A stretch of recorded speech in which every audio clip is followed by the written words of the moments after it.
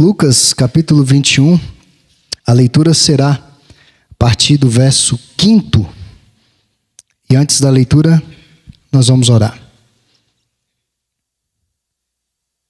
Amado Deus, agradecemos pela Tua palavra, agradecemos, ó Deus, porque ela já foi lida ao longo desse culto e o Senhor já falou aos nossos corações.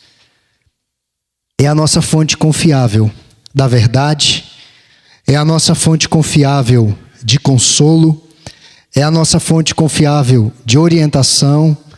E, ó Deus, sê propício a nós, que possamos de alguma forma sermos tocados, movidos, transformados pela palavra do Senhor. É no nome de Jesus que te pedimos estas bênçãos. Amém. Lucas, capítulo 21, do verso 5 até o verso 38. Aliás, até o verso 24, tá, irmãos? Não é até o final do capítulo, não, até o verso 24. Falavam alguns a respeito do templo, como estava ornado de belas pedras e de dádivas.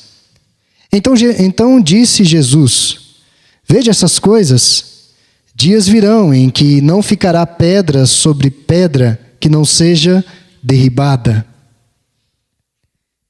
Perguntaram-lhe: Mestre, quando sucederá isto? E que sinal haverá de quando essas coisas estiverem para se cumprir?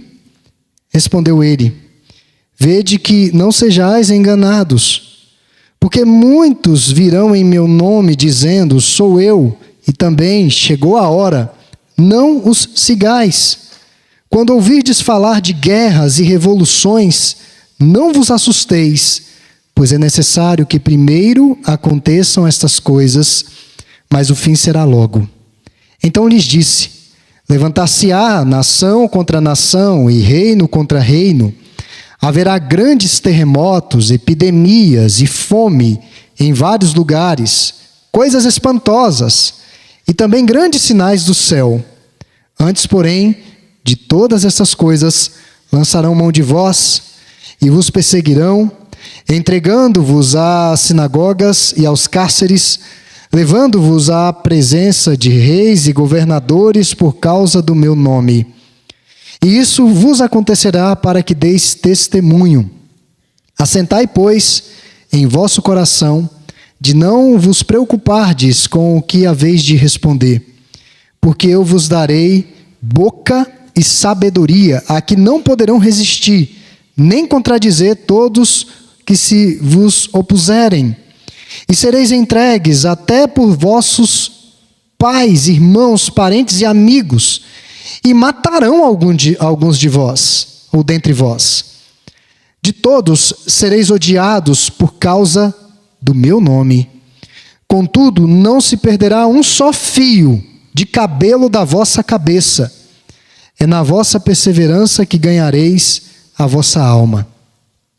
Quando, porém, virdes Jerusalém, sitiada de exércitos, sabei que está próxima a sua devastação. Então, os que estiverem na Judéia, fujam para os montes. Os que se encontrarem dentro da cidade, retirem-se. E os que estiverem nos campos, não entrem nela, porque estes dias serão de vingança, para se cumprir tudo o que está escrito. Ai das que estiverem grávidas, das que amamentarem naqueles dias, porque haverá grande aflição na terra e ira contra este povo. Cairão a fio de espada e serão levados cativos para todas as nações. E até que os tempos dos gentios se completem, Jerusalém será pisada por eles. Haverá sinais no sol, na lua e nas estrelas, sobre a terra, angústia entre as nações, em perplexidade, por causa do bramido do mar e das ondas. Haverá homens que desmaiarão de terror e pela expectativa das coisas que sobrevirão ao mundo, pois os poderes dos céus serão abalados. Então se verá o Filho do Homem vindo numa nuvem, com poder e grande glória. Ora, ao começarem estas coisas a suceder, exultai e erguei a vossa cabeça, porque a vossa redenção se aproxima. Só até aqui. Meus irmãos, estamos diante do discurso escatológico de Jesus registrado nos evangelhos sinóticos. Começamos a adentrar nesse discurso. Ele fala sobre o fim e fala do intervalo indefinido antes do fim. Os acontecimentos meio que se mesclam aqui, nós vamos explicá-los.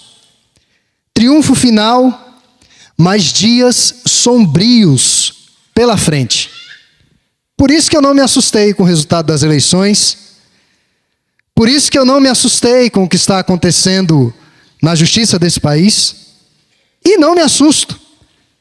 Não me assustei com o fato de pastores serem chamados para prestar esclarecimentos de suas falas bíblicas ao Ministério Público, em delegacias, em tribunais. Está tudo aqui. Não é surpresa para nós cristãos. No fecho do sermão, lá no finalzinho, no verso 38, Jesus desafia os seus interlocutores a serem vigilantes e a não se deixarem sobrecarregar com os pecados e dificuldades que encontrariam nesse mundo.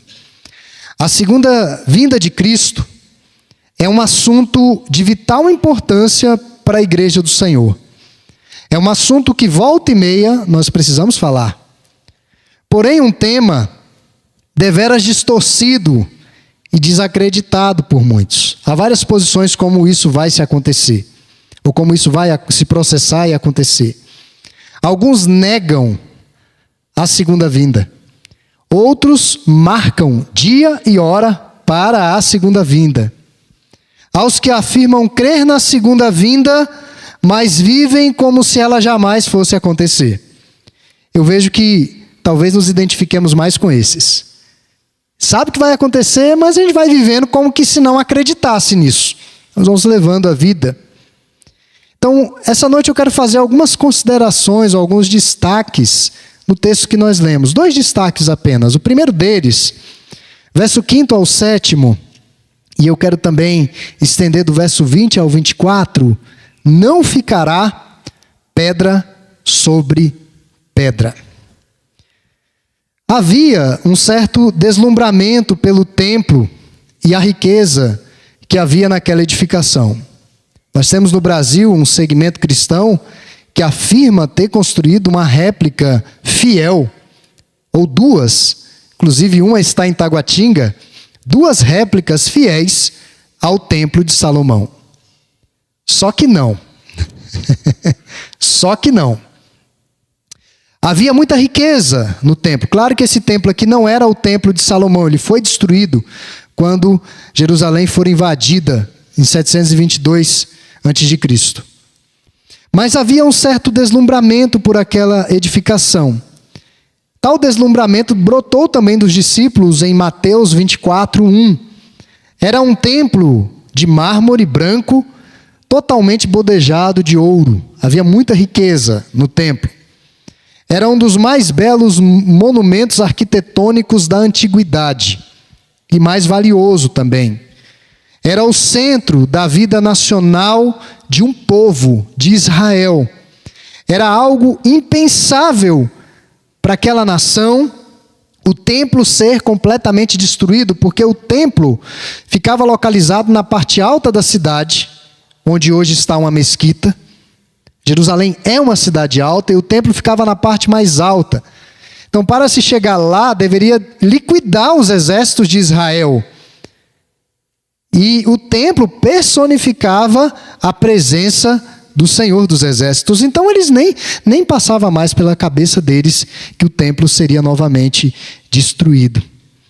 O templo de Jerusalém foi idealizado por Davi, construído por seu filho Salomão e destruído por Nabucodonosor. Depois foi reedificado por Esdras, profanado por Antíoco Epifânio, purificado por Judas Macabeu. A seguir, aqui que é o contexto, ele fora ampliado, reformado e embelezado por Herodes o Grande, para que pudesse agradar os judeus. Então o templo recebeu uma belíssima reforma por Herodes o Grande. Mas ele foi destruído pelo general Tito em 70 depois de Cristo, exatamente 40 anos depois de Jesus ter profetizado a sua destruição. Entre outros motivos, em decorrência de liderança espiritual irreverente nos rituais, uma liderança confusa no que diz respeito à teologia, como se vê Deus, e corrompida na ética, Jesus indaga e responde: vede essas coisas, vede como as coisas estão acontecendo em Jerusalém, também no seu templo. Dias virão em que não ficará pedra sobre pedra que não seja derribada. Meus irmãos, a verdadeira glória de uma igreja não está nos seus templos, não está nos seus patrimônios, não está nos seus feitos, não está na sua jornada com Deus. Eu tenho um grande testemunho, minha família é a 10ª geração de crentes. Não. A glória de uma igreja está na sua fé e piedade diante de Deus. Aí está a nossa verdadeira glória. Então os discípulos perguntaram a Jesus se haveria um sinal antes dessas coisas. A resposta de Cristo tem a ver com a destruição de Jerusalém, a sua segunda vinda e a consumação dos templos. Veja que é muita coisa. A destruição de Jerusalém é sombra de algo ainda maior que está por vir. E olha que foi algo terrível, mais de 1 milhão de judeus foram mortos 40 anos depois. Mais de 1 milhão. Hitler, dizem que matou 6 milhões. Cerca de 6 milhões de judeus, que não tem nem como contar. Um povo atribulado, que perdeu a sua terra, foi derrocado de sua terra 70 anos depois de Cristo, e foi constituído a sua terra, reconhecido como nação, no século passado, em 1948. Mas até hoje, Jerusalém é uma terra de conflito entre judeus e árabes. Há um conflito muito grande naquela terra. É o que Jesus disse: até a sua volta será grande tribulação. O texto do versículo 20 a 24 aparece somente aqui em Lucas. Uma referência à profecia de Daniel acerca do horror da devastação, dando detalhes disso. O templo, e não apenas ele, mas a cidade seriam destruídos. No período da dominação, quem estivesse na cidade deveria fugir o mais rápido possível, nem olhar para trás. E Jesus avisa: quando vocês verem a cidade cercada, fujam. Quem puder fugir, fuja. Quando os romanos invadiram Jerusalém, todos que estavam dentro da cidade pereceram. Todos. A única maneira de sobreviver era a fuga. O verso 23 revela o coração compassivo de Cristo, porque Jesus não estava limitado a tempo.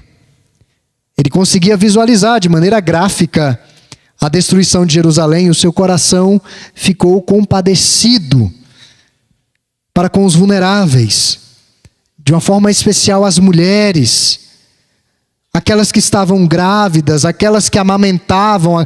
Como que uma mulher que acabou de dar à luz vai sair correndo com o bebê no braço de soldados bem treinados? Se o ataque viesse no inverno, a fuga seria praticamente impossível, porque morreria no caminho. Quando Tito entrou na cidade, destruiu tudo e todos que encontrou à sua frente. Foi uma chacina. Os judeus foram massacrados, não apenas ali, mas ao longo da história. Um povo muito injustiçado, muito massacrado. Atualmente, somente 1 em cada 5 judeus mora em Jerusalém. 1 em cada 5. Os demais estão pelo mundo, nessa grande diáspora que aconteceu depois dessa invasão, 70 anos depois de Cristo.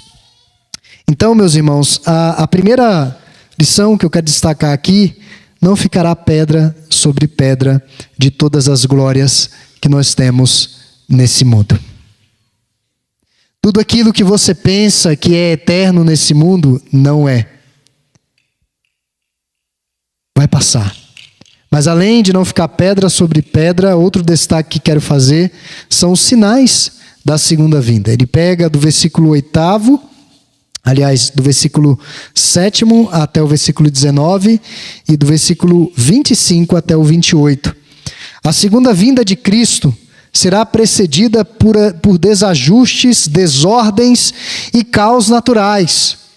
Tudo aquilo que nós vemos como firme, como sólido no universo, será de alguma maneira abalado. As colunas do universo estarão, em outras palavras, trôpegas. O tempo das ações humanas na história terá passado. Será a hora do acerto de contas, não há mais tempo para nada. O firmamento dos céus, com seus astros fixos nele, que pareciam serem eternamente confiáveis, protetores, perderão a sua funcionalidade. Nós sabemos que a lua está à noite para dar claridade àqueles que moram na roça, porque na cidade temos muita luz. E sabemos que o sol, amanhã, por volta das 6h15, está levantando um pouquinho mais tarde, está um pouco mais preguiçoso. Mas por volta das 6 horas, 6h10 da manhã, o sol começa a despontar. Nós temos essa certeza. É a misericórdia de Deus se renovando. Mas até mesmo aquilo que parece ser tão estável, não estará. 2 Pedro, capítulo 3, verso 10, retrata de uma forma muito gráfica isso. Aqueles que tinham os elementos da criação como seu Deus, o Deus Sol, o Deus Lua, e olha que não são poucos. Se você for na Chapada dos Veadeiros, que é um lugar maravilhoso, você vai ver muito esoterismo. As pessoas adorando o sol, abraçando árvores, adorando pedras, penhascos. Isso tudo vai ruir, é o que o texto está dizendo. Até o sol vai perder a sua estabilidade. E o que vai acontecer com essas pessoas? Instabilidade emocional, porque elas não saberão o que está acontecendo. O que está acontecendo com o meu Deus Sol? Instabilidade e pânico espiritual, emocional, toda a vida desajustada. Esses sinais serão motivos de terror para aqueles que estão perdidos, mas de esperança aos que creem no Senhor. É o que o texto nos diz aqui no verso 28. Ora, ao começarem estas coisas a suceder, exultai e erguei a vossa cabeça, porque a vossa redenção se aproxima. Chega de eleições desastrosas. Chega de tribunais injustos. Chega dos crentes serem achincalhados por causa da sua fé em Deus. Chega. É o fim. Mesmo que a atual ordem que os nossos olhos veem se vire do avesso, nós sabemos que o nosso Senhor vem. Nós podemos dizer Maranata hoje. Ora vem, Senhor Jesus. Mas quando Ele voltar, nós vamos dizer: o Senhor já chegou. A redenção chegou. Depois que o telhado do mundo tiver sido abalado e retirado, as pessoas olharão firmemente para o Senhor. Apocalipse capítulo 21, verso 27 nos diz: então verão o Filho do Homem vir numa nuvem com grande poder e glória. Essa imagem aqui retrata a vinda do Senhor de uma forma assim inconfundível. Todo mundo vai ver. Na sua primeira vinda, muitos não reconheceram o Senhor Jesus. Na sua segunda vinda, todos o verão. Não será necessário apresentá-lo ou fazê-lo conhecido. O Senhor Jesus virá com grande esplendor. Todos os povos que o rejeitaram lamentarão. Apocalipse capítulo 6, verso 15 a 17. Todos aqueles que o rejeitaram vão lamentar. Por outro lado, a segunda vinda de Cristo produzirá exultação, regozijo aos redimidos. Quando as cortinas do tempo que nós conhecemos, do Cronos, se fecharem, à luz do Kairós, da eternidade, dos raios de luz da eternidade, o povo da aliança vai poder erguer as suas cabeças, certos de que a sua redenção se aproxima. Meus irmãos, uma noite de Santa Ceia. Uma noite que nós nos assentamos à mesa com o Cordeiro de Deus. Uma noite em que nós temos a oportunidade de termos essa esperança renovada em nossos corações. Que nós podemos ter consolo pelas Escrituras e as promessas que ela traz. Que nós possamos estar diante do Senhor essa noite dessa maneira. Então hoje eu falei sobre os sinais da vinda do Senhor. Não detalhei os sinais. Esses foram os dois destaques. A destruição da religiosidade firmada no homem, das glórias desse mundo, o grande dia de exultação para o povo de Deus e o grande dia de lamento para os não redimidos. O que é que reluz ao ponto de seduzir o seu coração nesse mundo? O que é que te enche de orgulho? Seu trabalho, a casa que você construiu, o carro que você anda, os filhos que você tem. O que é que te enche de orgulho? Esses dias eu ouvia um podcast de um psiquiatra fazendo uma forte crítica, eu não lembro o nome dele agora, à atual geração. Uma geração muito casquinha de ovo, que nós já sabemos. E o entrevistador disse, olha, o meu filho é o que eu mais amo nesse mundo. Ele, não pode ser o seu filho. Eu acho que ele nem é crente. Mas ele falou, você tem que amar primeiro a sua esposa. Você não deve dar comida primeiro para o seu filho, primeiro para a sua esposa, depois para o seu filho. O seu filho vai passar, o seu filho vai te decepcionar. Mas para muitos o orgulho é o filho, é o patrimônio. Talvez até a própria moral, sou uma pessoa honesta. Glórias desse mundo que passarão. Muitos se sentem seguros nessas glórias. Meus irmãos, que nós não nos apeguemos às glórias desse mundo. Por outro lado, tragédias podem levar as pessoas à loucura. Eu não sei se você já teve de socorrer um amigo ou uma amiga que recebeu uma notícia ruim. A morte de alguém, um câncer que chegou. As tragédias causam uma verdadeira desestabilidade emocional, elas perdem a sobriedade. Por um momento elas se tornam quase que loucas. Então, nem a tragédia e nem as glórias do mundo devem nos deixar estupefatos. Nós temos que olhar para o Senhor, para a glória do Senhor, para a esperança que temos no Senhor. Diante das glórias do mundo e diante dos reveses da vida, olhando para o Senhor. Sempre para Ele. Porque diante das glórias, o nosso coração não vai se envaidecer. E diante das tragédias, nós não vamos cair no desespero. Nós vamos continuar com a nossa esperança guiada pelo Senhor. Por isso que Jesus avisa aos seus discípulos. Vai acontecer. Não vai demorar muito. Jerusalém vai ser destruída. E ela foi destruída. Não vai demorar muito, sinais vão acontecer para a minha vinda. Sinais que nós lemos, eu não os expliquei, porque nós já estamos vendo. Epidemias, guerras, perseguição aos crentes, por eles estarem falando a respeito da Bíblia, o ódio aos crentes, a ridicularização dos cristãos. Isso daí nós já vemos, eu não preciso entrar muito em detalhe em relação a isso. Então Jesus avisou. E Jesus disse, virão outros dizendo que sou eu, que são o Cristo. Não acreditem neles. Nós temos um tal de Henri Cristo aqui no Brasil, que é uma figura patética. Nós olhamos, ficamos rindo, mas ele tem muitos seguidores. Ele tem seguidores. Então virão muitos dizendo que são o Cristo.